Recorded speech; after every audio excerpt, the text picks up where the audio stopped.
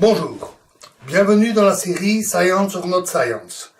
Nous avions entamé la Renaissance et nous allons commencer par Francis Bacon, de 1561 à 1626. Francis Bacon est considéré comme le père de l'empirisme. Il a établi des fondements de la méthode, dont nous avions déjà en partie parlé, de la méthode expérimentale. Il a mis beaucoup l'accent sur le danger des faux raisonnements, de l'usage d'idoles et de l'interprétation. Parce que lorsqu'on regarde des phénomènes, on les interprète avec nos sens, on les analyse avec nos sens, qui peuvent être trompeurs. Sur ce point, les anciens Grecs n'avaient pas tort. Et on a donc une obligation de donner une interprétation des résultats qui peuvent aboutir à des erreurs. Et Francis Bacon a bien mis l'accent sur ces difficultés et sur la manière, bien sûr, de les affronter. Il a écrit un livre appelé Novum Organum, qui s'intitule en français Nouvelle logique, par opposition à l'approche d'Aristote, à l'approche aristotélicienne. Donc on peut même dire que Francis Bacon a vraiment marqué la période, la rupture avec les penseurs de la Grèce antique. Pour Francis Bacon, la science est avant tout la science des causes, qui cherche à interpréter les phénomènes en éliminant au maximum les biais d'interprétation et en recherchant les causes des phénomènes. Il préfère abandonner le raisonnement déductif partant de principes établis à l'avance, venant d'une autorité éventuellement ancestrale, comme les anciens Grecs, pour se concentrer sur l'observation des phénomènes physiques. Donc, l'observation, l'accumulation de connaissances venant de l'expérience. Un second personnage marquant, beaucoup plus connu du grand public, est Copernic. Alors, Copernic était essentiellement astronome. À l'époque, grâce aux mathématiques, qui s'étaient fortement développées jusqu'à la Renaissance, les scientifiques pouvaient enfin se libérer de la mécanique aristotélicienne, de manière à pouvoir analyser de manière quantitative et précise les observations astronomiques. Pour la théologie, l'explication astronomique se résumait à Aristote, les explications d'Aristote, le modèle de Ptolémée et bien sûr la création biblique. Copernic se détache de cela afin d'analyser directement ce qu'il observe. Il écrit un livre de Revolutionibus, excusez-moi pour le latin pas toujours facile, en 1543, où il prône l'héliocentrisme. Son analyse, à l'époque, reposait essentiellement sur, d'une part, que le modèle héliocentrique collait bien avec les données observées, très bien même, mais pas mieux que le modèle de Ptolémée qui, avec ses cercles décentrés, ses épicycles, arrivait à une grande précision aussi. Mais surtout, son modèle était considérablement plus simple. Et en suivant Occam, Guillaume d'Occam, on préfère un modèle héliocentrique. Ce modèle, en plus, est juste. Mais pour ça, il fallait d'autres observations. C'est Galilée qui le confirmera en étudiant les phases de Vénus et de Jupiter, c'est-à-dire les phases analogues aux phases lunaires, un premier quartier, dernier quartier, etc. Vénus et Jupiter ont les mêmes phases, et celles-ci peuvent s'expliquer par la position du Soleil, des planètes, et par la méthode héliocentrique, alors que la méthode géocentrique ne permet pas d'expliquer les phases de Vénus et de Jupiter. Copernic a également créé un petit télescope, ce qui était déjà pas mal pour l'époque. Galilée a fait mieux par après. Mais il reste que ce modèle était tout de même en opposition totale avec la conception théologique. Donc, en 1616, l'Église mit la théorie de Copernic à l'index. Et on sait les ennuis que ça a valu par après à certains. Copernic, très méfiant des conséquences de ses travaux, demanda qu'on les publie après sa mort. Ah si, il ne risquait plus rien, évidemment. Giordano Bruno, qui en réalité était philosophe, mais n'était pas un grand scientifique, fut brûlé sur le bûcher. Mais attention, même s'il défendait la thèse héliocentrique, ce n'est pas pour cette raison qu'il a été brûlé sur le bûcher. Giordano Bruno battait en brèche toutes les conceptions religieuses. Par exemple, il affirmait que les étoiles étaient d'autres soleils comme le nôtre, avec des planètes et des êtres vivants. Une idée relativement moderne, mais il se basait sur rien de scientifique pour l'affirmer. À l'époque, il était impossible de savoir que les étoiles étaient comme notre soleil. Tout ce qu'on voyait, c'était des points brillants, c'est tout. Et Giordano Bruno, semble-t-il, prenait un malin plaisir à rejeter toutes les conceptions religieuses, à tel point que ça lui a valu le bûcher. À l'époque, on ne rigolait pas avec ce genre de choses. Galilée aussi a eu des ennuis, mais ayant des relations, dont le pape, et étant un scientifique reconnu, il ne fut pas brûlé sur le bûcher, mais on lui ordonna, d'abord dans un premier temps, de présenter le géocentrisme et l'héliocentrisme comme deux hypothèses sur le même pied, ce qu'il fit d'une manière, on va dire, avec beaucoup de mauvaise foi. Son livre « Dialogue des deux mondes », qui présente les deux thèses, était présenté par deux personnages dont les noms sont très caractéristiques. Excusez-moi, je ne me souviens plus du nom, celui qui défendait la thèse héliocentrique, mais celui qui défendait la thèse géocentrique s'appelait Simplicius, ce qui veut dire le simplet. Bon, difficile de faire plus flagrant, Galilée n'était pas pour le géocentrisme. Et son livre est un discours où on y démontre clairement la thèse de l'héliocentrisme.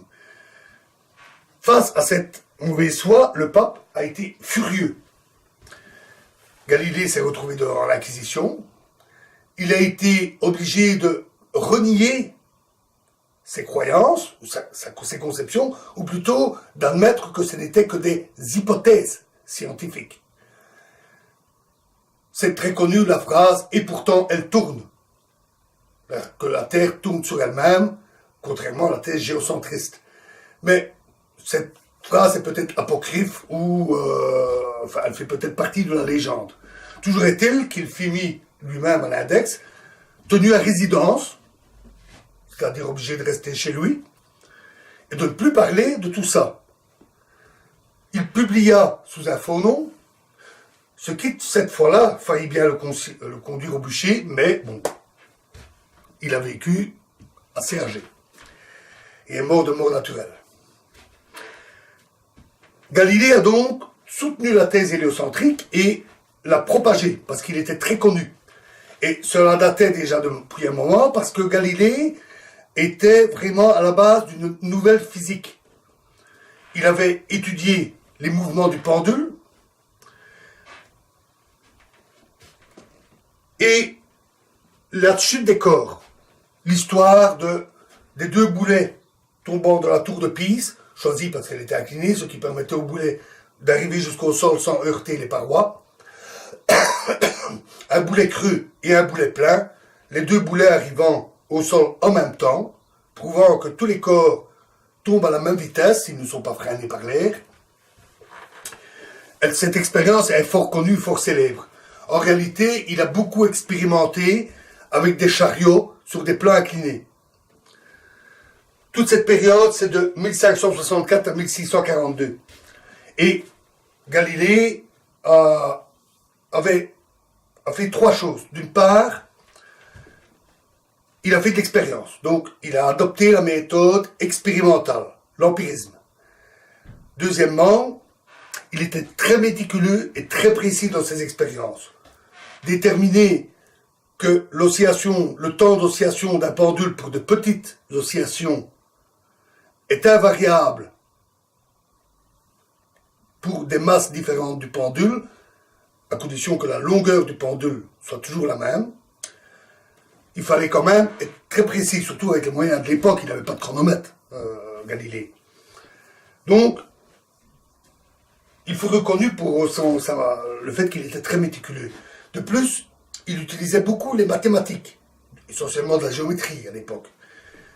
Mais c'était une avancée importante que d'analyser tous les phénomènes à l'aide des mathématiques.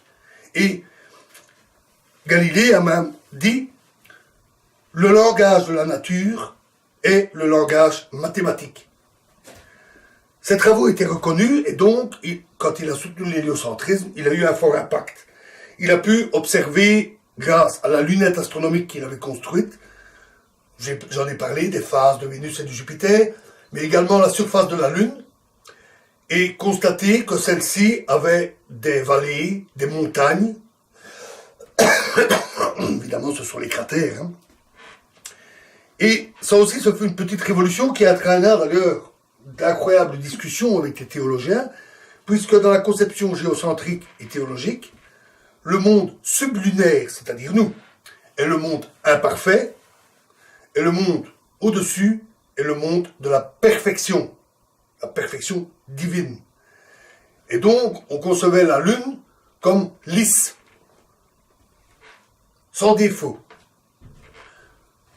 Mon avis personnel, et c'est déjà une conception bizarre, parce qu'il suffit de voir la Lune pour voir qu'elle n'est pas uniforme, hein, on y voit des dessins, des traces, ce qu'on appelle les mers sur la Lune.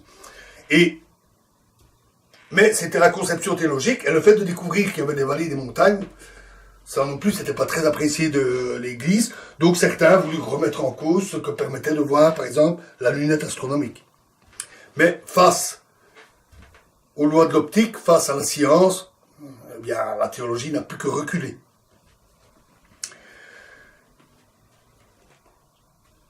Kepler améliora les orbites des planètes de l'héliocentrisme en découvrant ces fameuses lois qui décrivent le mouvement des planètes. À savoir que celles-ci parcourent non pas des cercles, mais des ellipses, dont le Soleil occupe un des foyers, et qui relient les vitesses, les temps des orbites et les vitesses sur les orbites en fonction de deux lois qui relient les masses et la forme de l'ellipse. Ce sont les trois lois de Kepler sur le mouvement des orbites. Des lois très précises et toujours valables à notre époque. Kepler, c'est 1609 à 1619. Excusez-moi, j'ai dû faire une erreur dans les dates, parce qu'il n'est certainement pas mort à l'âge de 10 ans. Mais enfin, ça donne à peu près la période. Newton, par après, trouva les lois physiques qui unifiaient la mécanique terrestre et céleste. Donc il établit les lois de la mécanique qui relient les mouvements des corps. Quand on pousse sur un corps, celui-ci a une certaine résistance et se met à accélérer, etc. Et il comprit que les lois des corps célestes étaient tout à fait identiques. Et c'est la loi de la gravitation universelle, née de l'observation de chutes de pommes dans un jardin, c'est très connu, sauf qu'il l'a pas reçu sur la tête, ça c'est venu cette idée est venue au XXe siècle. Et à partir de ces lois, on pouvait par exemple retrouver les lois de Kepler. Notons aussi Huygens qui a étudié les forces centrifuges, et en particulier celles dues au mouvement des planètes lorsqu'elles tournent sur elles-mêmes. Tycho Brahe mérite une mention spéciale parce qu'il a créé un grand observatoire en Scandinavie, permanent, et un observatoire d'une grande taille. Alors pourquoi était-ce important? Parce que c'était pas un observatoire avec un grand télescope comme on en fait maintenant. C'était observé à l'œil nu. Mais grâce à la grande taille, il pouvait y avoir des murs portant des indications pour les angles, les positions. Donc on transformait l'observatoire en un énorme sextant qui permettait donc de faire des visées et d'avoir une grande précision dans les mesures astronomiques. Il observa une nova, c'est-à-dire une étoile qui change de luminosité brusquement, qui est parfois invisible à l'œil nu au départ, qui pendant une courte période devient aussi lumineuse qu'une étoile très brillante, et puis redevient à nouveau sombre. Il observa une comète en 1577, et Kepler, qui était un de ses disciples, bénéficia des données d'observation très précises pour établir ces trois lois. La Renaissance, c'est aussi le passage de l'alchimie à la chimie. L'alchimie était d'origine très ancienne et expérimentale. Mais son but n'était pas l'étude a priori des propriétés des corps chimiques, comme l'est la chimie, mais avait d'autres buts et était profondément imprégné de métaphysique, de magie, de mysticisme et même d'astrologie. Ces conceptions métaphysiques bloquèrent le progrès du XVIe au XVIIe siècle. Il y a eu très peu d'avancées dans le domaine chimique, essentiellement à cause de l'alchimie. Mais il ne faut pas rejeter l'héritage alchimique, parce qu'il a beaucoup apporté. Avec ses instruments, par exemple l'alambic, toujours utilisé de nos jours, et bien d'autres instruments utilisés en chimie. Mais également par la découverte et l'étude de certaines substances, l'antimoine, l'acide sulfurique, le phosphore, et bien d'autres encore. La chimie, qui est née pendant la Renaissance, a une naissance très complexe. Elle a toujours rejeté, en tout cas à l'époque, elle rejetait cet héritage alchimique à cause de ce caractère métaphysique et non scientifique. La chimie se voulait rationnelle. Mais, comme je viens de le dire, il ne faut pas nier que beaucoup de l'information est venue de l'alchimie. Mais elle a intégré aussi ses connaissances des ateliers de forgerons, par la métallurgie, des ateliers des verriers, par les propriétés des verres et la coloration des verres, les additifs qu'on rajoutait aux verres pour les colorer, par les ateliers des parfumeurs. Donc, énormément d'informations est venue d'un peu partout, ce qui a donné une naissance assez complexe de la chimie. Et le premier traité de chimie qu'on peut considérer comme tel fut écrit par Libarius, qui a vécu de 1550 à 1616. C'était un traité non pas de chimie à proprement parler, mais un traité de chimie, médecine et pharmacologie. Mais la partie et qui donc expliquait comment préparer des potions pour soigner. Mais la partie proprement chimique est tout à fait caractéristique et propre de la chimie. Par après est venu Lavoisier, qui est célèbre pour ses découvertes, rien ne se perd, rien ne se crée, sa grande méticulosité, comme pour Galilée, et son approche quantitative des phénomènes chimiques. Il pesait tout, même les gaz. Il était très précis, et ce sont ces grandes précisions qui lui ont permis d'arriver à ses découvertes, qui l'ont rendu célèbre. Il est considéré à juste titre comme le père de la chimie moderne, de la chimie proprement dite, quantitative, rationnelle.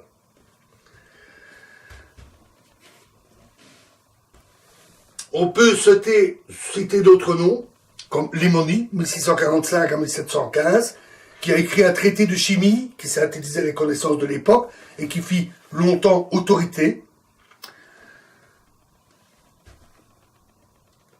Glauber, de 1604 à 1668, ainsi que Boyle, qui ont beaucoup étudié les éléments chimiques, qui ont venu compléter, plutôt, qui ont précédé les travaux de Lavoisier et d'autres personnages de l'époque, qui ont permis d'étudier beaucoup les éléments chimiques et donc de déterminer les bases de la chimie naissante.